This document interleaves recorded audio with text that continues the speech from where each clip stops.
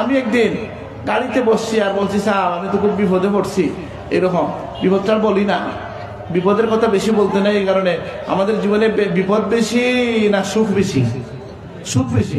তো সুখের কথা যদি মাইকে না বলেন তাহলে বিপদের কথা বলিয়েন না, ঠিক আছে কি না? বিপদে তো পড়তেই পারে না ভাই। তো সেই জন্য আমি বলছিলাম যে স্যার আমার তো খুব ভয় হচ্ছে, এটা নিয়ে একটা বিষয় ছিল বা সব মনেও নেই আমার।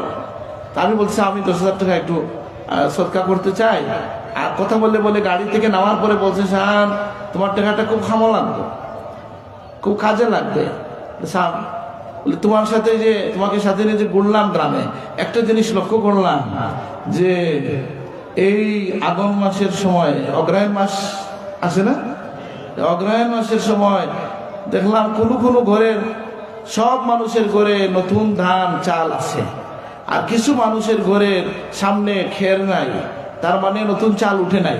এদের সবাইকে এই গ্রামের 4 গ্রামের সব যাদের ঘরে নতুন চাল নাই, নতুন চাইলের আলাদা একটা মজা আছে না, নতুন চাল দিয়ে মিঠা খাওয়া পিঠা খাওয়া আসেনি বলে, তাইলে যাদের ঘরে নতুন চাল উঠে নাই এদের সবার ঘরে নতুন চাল পুটে পৌঁছাই দিতাম, ধান পৌঁছাই দিতাম।